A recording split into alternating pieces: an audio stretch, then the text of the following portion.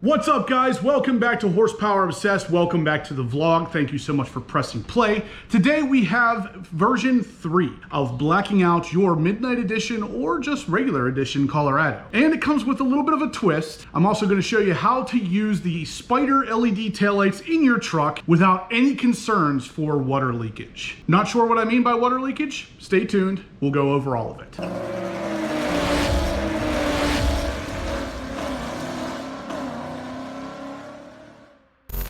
All right, guys, so we have 3 mods planned today for the Chevy Colorado ZR2, and 2 of them are in this box. So the first one is going to be a replacement third brake light. So I tried to get one as black or as dark as I could. I just don't like the idea of the really red factory third brake light, and this one will really just darken everything out real nicely. Now, with these aftermarket third brake lights, you have to be careful with the foam gasket that gets applied around it because a lot of them leak. Now, I actually have a fix for that, and I will link it in the description down below. If you guys have any third brake light from any vendor, this will fix the leaking problem, and it's really easy and really cheap. So on Amazon, you can actually purchase this gasket, which is a lot thicker than the one that comes with this brake light or any brake light I've seen. So if you purchase this one, it is, I believe, $7. And it's thick enough that it makes perfect contact throughout, and you will not have any leaking issues. Now, I did this on my red Colorado, and I'm about to do the same thing on the black ZR2 because it works. So if you guys are interested in this third brake lights, that foam gasket, all of them will be linked in the description down below. Definitely check them out. Once we get this thing installed though, guys, you are really going to want to stick around for what comes after this because it is going to look absolutely phenomenal on the truck. So let's go ahead and get this thing installed. But before we do, we got to get this gasket on. So on the back, there is a sticker. Basically, you take that off and it will actually stick to the back of this third brake light. You want to just put it on there pretty evenly, and that will provide your seal against the cab so nothing leaks. So I'm going to get that on there, and then we're going to jump into the bed of the truck and get this installed. I'll give you a better look after we get it on there, but this, as you can see, is a pretty tight fit. So without removing the sport bar, getting this third brake light out is a little bit tight. Yes, I could remove the sport bar to make this a lot easier, but I don't really want to remove it a million times, so we're going to see if we can do it without removing it. All right, we got one out, so it can be done. So we got both screws out. Now we can just kind of grab it and break that seal a little bit, pull the whole thing out. Yep, it will fit. It will fit, guys. You do not have to remove the sport bar for this. So we got the area cleaned up and we are ready to go now with the new lights. Not too difficult. We just got to plug it in with the factory lighting there. Just like that. And the rest gets tucked in there. And then we will go ahead and place this into the actual cab.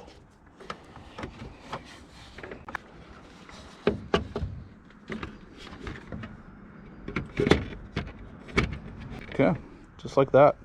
Now we can go ahead and start screwing it in. All right, guys, and there it is. Yeah, I had to get a little clever with putting the screws back in because there really is not much room here. So in my opinion, if you have the sport bar and you need to do this, remove the sport bar first, or at least unbolt it enough that you can slide it back, because without it, it's kind of tough. At the end of the day, this thing looks way freaking better. Now, this is the Midnight Edition truck, and of course, with it being the Midnight Edition, I would have thought a lot of this stuff would have come already blacked out. Unfortunately, that is not the case. Luckily, though, this third brake light was only like 26 bucks. I will link it in the description down below if you guys are interested. It definitely looks really good on a black truck. We are going to move on to the next item, and I promise you, the next thing is going to be absolutely awesome. It's going to look fantastic, probably even better than this. And on a black truck, you need a lot of this. So anyway, let's check out the next mod. Yeah, there it is. All right, guys, so these are the same kind of taillights I had on my red Colorado, only these ones are super tinted.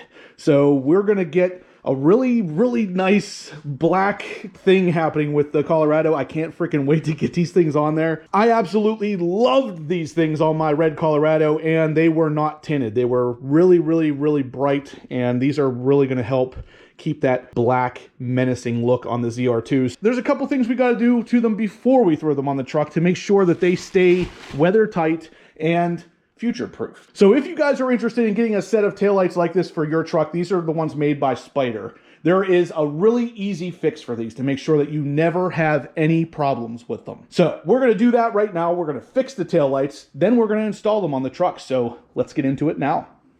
All right, guys, so here we are in my garage with one of the taillights up on the bench. I've already finished this one just to make sure that I knew exactly what we were going to be doing and how it was going to come out. So basically, in order to run these taillights, which I highly suggest you do because they really change the entire look of the rear of the truck. In order to get them to function properly, there's a little bit of a process that you have to go through. Now, it's not necessarily the best thing in the world that you have to do this after buying a brand new set of taillights, but unfortunately, it is what it is, and these particular taillights, all of these electrical connections back here do not have any kind of weatherproofing. Now, if you guys are familiar with anything electronic, you'll understand that in order to seal out the water, there has to be an internal rubbery style fill plug that goes in between all of the metal connectors in order to make sure that that water stays out. Now, in this case, none of these have that. So they are all wide open. So if water flows down the wire, it will go right into the connector and start to corrode the brass ends that have electricity flowing through them. Now, what happens when that happens is your backup camera will come on your dash and your backup lights will consistently be on with these tail lights, eventually leading to never working again. These things will eventually completely short out and they won't work. I know that sounds like they're bad quality, but I'll be honest, other than that, and it's relatively easily fixed, they are absolutely fantastic quality. So you can see giant resistors built in right here and right here, meaning these things are not going to hyper flash, they're not going to overheat. The resistor is a really beefy setup. Why this particular company chose to not weatherproof these connections is honestly, it's beyond me. But like I said, it's not too hard to fix. I'm going to show you guys how to fix it and how you can go about running these taillights for yourselves without any issues. All you're really going to need is some silicone. And in my case, I went one step further and added some heat shrink tubing that has an extra sealant inside. I will link that in the description below if you guys are interested. The silicone I'm using can be purchased right from Lowe's, and this is it right here. It's called Advanced Silicone, 100% waterproof, and it's from GE. Now, I was actually recommended to use this stuff from a friend of mine that does a lot of electrical work, and he claims that this is some of the best stuff you can use for outside conduit and stuff like that. I am pretty confident we're not going to have any issues with this stuff ever cracking or ever needing redone. Now, with all that said, I'm going to go over the connections I've already done here, and then I'm going to show you on the other tail light how to do it again anyway. So this is one connection here. We siliconed both the back ends of both connections and then heat shrunk over top of it. Same with this one here. This is just for the resistor.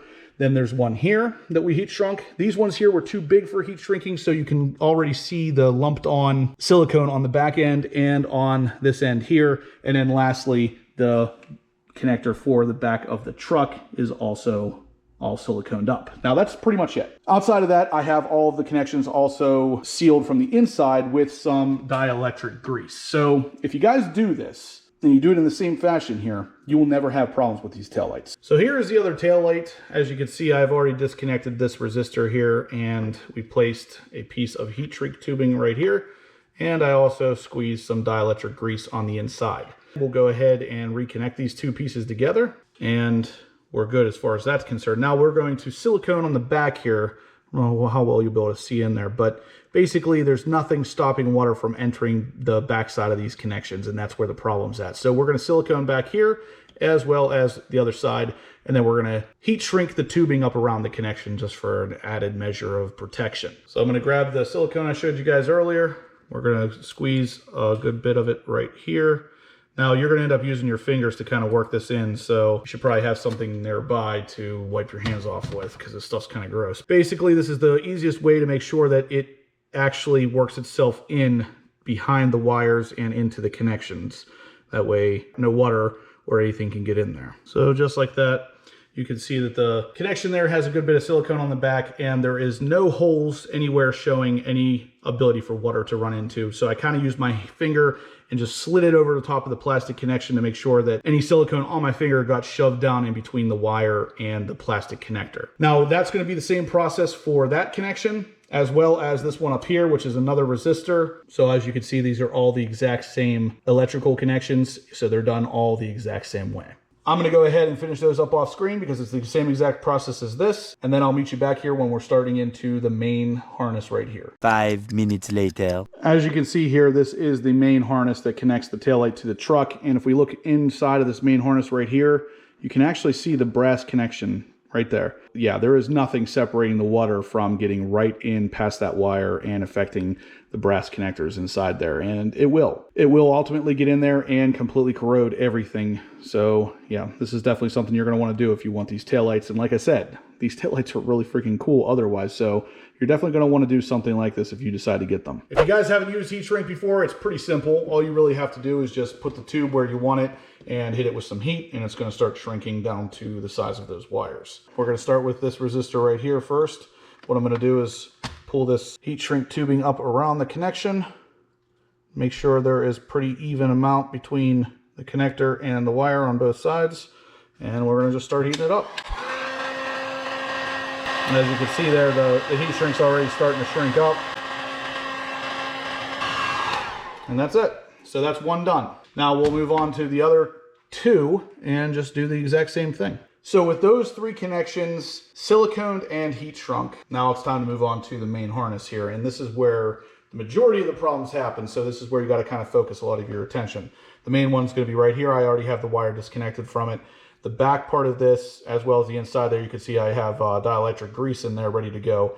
But the back side of the wire connector right there, that needs to be siliconed up really well. We're going to do the same thing we've done with all the rest of them. We're just going to get some silicone on the back of there, work it in with your fingers, but you're going to want to put a little bit extra back here because this is obviously a bigger connector and you really want this part to stay watertight. After you put it on there, just go ahead and work it in with your fingers. Like I said, you want to try to work it down into the actual back end of the connectors as well as in between the wires. The next part would be the other side of the main harness. That's going to be right here. So we'll do the same thing on the back side of this wire harness. Then you can go ahead and plug them in together. And then that is pretty much it, guys. So other than that, the last piece is going to be the main harness here, and it's going to be the same thing. We're going to silicone the back side of that connector and put some dielectric grease on the inside when we go to plug it in. So here are the stock taillights. So you guys have probably seen these before on the Colorado. They are the same on every single trim, which is another kind of disappointment. But nonetheless, this is our level 3 of blacking out the Colorado, as well as kind of showing how to do these taillights without having any problems. So the first step is going to be to lower the tailgate so we can get the stock taillight out. With the tailgate down, we can see we have 1, 2 T15 Torx head screws. So we're going to go ahead and remove those, and then the next step is literally just to yank on this thing. The next step for this taillight installation is to go underneath the bed and disconnect the wire harness running to the stock taillight. So here we are under the truck, and right here is the connector we're looking for. So as you can see, there is a red safety clip right there.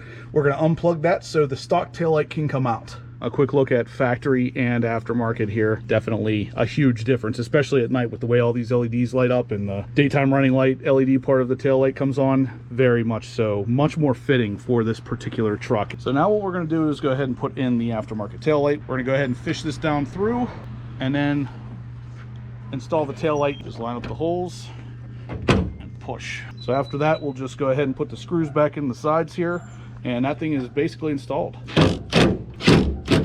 So as you can see, even before I hook it up, there is a massive difference here between aftermarket LED and stock housings. Because, I mean, just the fact that these ones are tinted and slightly differently shaped, it makes all the difference in the world. This is much more fitting of a Midnight Edition Colorado. And honestly, I had these on my red Colorado as well, and they looked fantastic on there too. We're gonna go ahead and hook this up and kind of show you the difference in functionality between aftermarket and stock. So here we have them lit up, obviously still during the day, but with the headlights on, this is what we get with the aftermarket LED. As you can see, just the daytime running light bar is lit up, and that's it. Now, if you hit the brakes, all these LEDs in here will light up. The center row right here is dedicated to the backup lights, and they also will flash this top block and bottom block for your turn signal. Now, if we come over and look at the stock side, yeah, it's actually kind of even hard to see that it's on, but basically we have 2 bulbs, that's it. And here's a quick shot of them both installed during the day. Yeah, guys, these look way more fitting of the Midnight Edition ZR2. What do you guys think? Let me know down below what your thoughts are here. Now that you know you can run these things without any problems with water, let me know what your thoughts are. We have one additional thing. Now, these are inlays sent to us from our friends over at BD Trims Lettering. Of course, I will link them in the description down below, but you can basically get this inlay in any color you want. So these are actually inlays that have some thickness to them. So they're going to provide a little bit more depth. Now these are a matte black finish. So what I'm going to do is I'm going to take off the red ones. I'm going to put these ones on there, and it's going to give it a matte black finish on top of my glossy black paint. And because they're kind of a domed approach to the vinyl installation, it's going to be a little easier to line them up. Plus, they're going to be more visible. Now, like I said, you can literally get these in any color you want, right down to an American flag approach to it. So yeah, I'll link them down below, guys. These are really going to be cool for your 2021 Colorados. I would highly recommend putting some sort of inlay in there because you can really get custom with this stuff. So here we are at the truck again. Like I said, guys, this lettering here was a factory option. Now, I didn't customize the truck when it was built or anything, so this option was on there whether I wanted it or not. And I want to say it was somewhere around $100. I'll put the total, what the option actually was, right around here on the screen. But it doesn't matter anyway because we are removing it. So the first thing, like I said, it looks a little too orange for my liking. It was especially obvious that it was more orange than red whenever we had the factory red taillights on here. But even without them, I don't particularly like the way that this was installed. So since this was installed by the dealership, there are a good bit of alignment issues with this vinyl in here. It doesn't look really perfect in my opinion. Now you can actually kind of tell here on the E and the V. The V part's real close right here, but over here it's over too far to the left, stuff like that. And then we have over here on the L, it's actually starting to come off. I don't know how well you're going to be able to see that, but that's where we're actually going to start because that's basically coming off. Can you hear that? And it won't even stick back down. Normally, I am very much so a black and red kind of guy, but these just look too orange for my liking. And I've had somebody ask me twice, two different people, why I have orange lettering on here when it should be red. First step is to get these things removed. We're going to start with the L here since it's already starting to come off. And we're just going to grab it and start pulling it. So it's just like any other vinyl. It's going to pull right off. Like I said, this is unfortunate, but it's odd as a GM factory option that these things are not actually red. They're much more orange. I don't get it.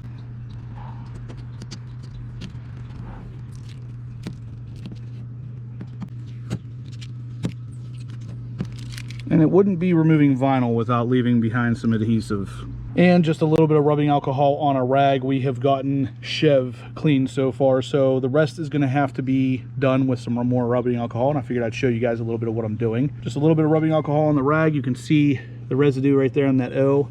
I'll just kind of rub at this for a minute. And that's pretty much it. It is pretty much gone. Now, I'll go over that a couple times, but as you can see, the main amount of residue is gone. Now, there's a little bit more here in the R, and a little bit down here in the T. All right, so I just kind of dry fitted the ET on here just to make sure I knew what I was doing off camera before I showed you guys. And yeah, that looks way better. So if you step back, it's not coming through on camera real well, but it is definitely very obvious there is something in there. And there's some substance to it too. It's not just as thin as a vinyl. It's a lot easier to work with than vinyl, so it's a lot easier to get those in there perfectly straight. This is probably the hardest part of this entire thing. Removing this protective layer of the double-sided tape. It's always fun. So then we'll basically just come down here. We're going to line it up and stick it on. So this is going to take me 2 hands to do, so I'm going to kind of line this up and then I'll be back with you guys whenever I'm applying it. Okay, so that is on there kind of loosely. As you can see, the edges are still lifted here. So what we have to do now is just press it down to kind of lock it in. So we'll just go over it with your thumb and give it a nice hard press. So double-sided tape kind of doesn't activate until you press it down real hard like this. And then we'll just do that throughout all of the lettering here. Just make sure it is locked into place. You can see the EV and the ET are done at the back there. It's definitely looking better. I definitely like this a lot more than the red. So we're going to continue going. I'll be back with you once this is finished. Here it is, all done. It looks amazingly better than the red stuff did, and it actually looks better in general because of the way that those letters kind of pop out a little bit. This is pretty cool stuff though, guys. I really like this, especially for the cost. It wasn't very expensive, and like I said, I will link it down in the description below if you guys are interested. You can really go crazy with this stuff. You can kind of do whatever you want here. There's, like I said, one of them is an American flag. There's one with the blue stripe, the red stripe, all the stuff that you could possibly want, any color you could possibly want. With that said, I am glad I went with the matte black because I think it looks really good. So it kind of blends in with the tailgate handle, the top of the tailgate, the bed rails, the bumper. It all kind of comes together at some point. The next day. All right, guys, so it is the next day, and guess what? Yeah, It's still freaking raining here in Pennsylvania, but I figured I'm going to come out here in between the raindrops and kind of go over the last little bit of this video with you guys to show you, lastly, what these LED taillights look like. The fact that they have survived the torrential downpours here in Pennsylvania right off the bat tells you that the little fix we did has definitely worked. Now, with that said, we're going to wrap this video up. I just wanted to go over one more time what we did with the LED taillights and, of course, the inlays here, which will be linked in the description down below. Very high quality, looks really freaking good on the truck. In the description down below, guys, if you are interested in these, you can get these really cheap on Amazon. I am very happy with the quality of these. But guys, that is going to do it for today's video. So if you liked what you saw, please give me a big thumbs up. If you have any questions about anything we've done with the truck so far, go ahead and shoot them in the comment section down below or send me an email, horse.power.obsessed@gmail.com, and I will make sure you get an answer. If you haven't subscribed yet, guys, please do. I'm going to have loads of Colorado content like this coming you are not going to want to miss. And as always, guys, I will catch you in the next upload.